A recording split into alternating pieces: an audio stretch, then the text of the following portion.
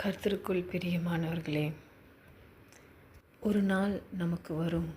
நம்ம ஏசப்பா நம்மளை பார்த்து சொல்லுவாங்க, உங்களை நான் அறியவில்லை, நீங்கள் யாருன்னு எனக்கு தெரியாது அப்படின்னு சொல்கிற ஒரு நாள் வரும். யாருக்கு அது வரும் அப்படின்னா, ஆண்டவருடைய வார்த்தைக்கு கீழ்ப்படியாதவர்கள். ஆண்டவர் எப்படிப்பட்ட தீமையான பழக்கத்திலிருந்து எவ்வளோ பேர் விடுதலை ஆக்கியிருக்கிறாங்க. அவர்கள் எல்லாரும் எப்படி விடுதலை ஆனாங்க? அவர்கள் தங்களுடைய வாழ்க்கையை ஆண்டவரிடத்தில் ஒப்பு கொடுத்தாங்க. அவங்க ஆசைப்பட்டாங்க, நான் எப்படியாவது இந்த பழக்கத்திலேருந்து வெளியில் வரணும் அப்படின்னு. எத்தனையோ பேர் ஆண்டவருடைய வசனத்தை கேட்டு ஆசைப்பட்டனால ஆண்டவர் அவர்களுடைய தாகத்தை தீர்க்கிறதுக்கு அந்த தீமையான பழக்கத்தை அவங்க வாழ்க்கையிலிருந்து ஆண்டவர் எடுத்து விலக்கி போட்டாங்க.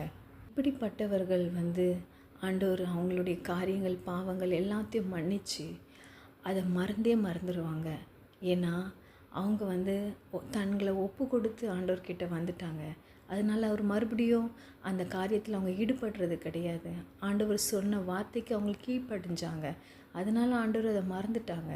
ஆனால் அது திரும்பியும் செய்து கொண்டே இருக்கிறவங்க, ஆண்டவருடைய வார்த்தைக்கு விரோதமாக இருக்கிறவங்க, இதை எப்படி ஏன் செய்யணும், எதுக்காக நம்ம மாறணும் அப்படின்னு சொல்லி யாரோ ஒருத்தருக்காக ஏதோ ஒரு காரியத்திற்காக தங்களுடைய வாழ்க்கையே இழந்திருக்கிறாங்க. எந்த தீய பழக்கம் உங்கள் வாழ்க்கையில் இருந்தாலும் நீங்கள் ஆண்டவர்கிட்ட ஒப்பு கொடுத்துட்டு வாங்க.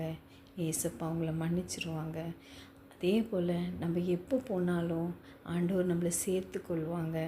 நீ யாருன்னு அவர் சொல்கிற வார்த்தைக்கு நாம் இடம் கொடுக்கவே கூடாது. நம்மளுடைய வாழ்க்கையில் அது பரிதாபமான ஒரு நிலைமை. நாம் மனம் திரும்பாத பட்சத்தில் அவர் மறுபடியும் நம்மளை உணர்த்தி கொண்டே இருப்பார். ஏன் உணர்த்தி கொண்டு இருக்கிறார்னா, அவர் அதை மறக்கவே இல்லை. நம்ம போய் ஒப்பு கொடுக்குற வரைக்கும் அவர் நம்மளை உணர்த்தி கொண்டே இருப்பார்.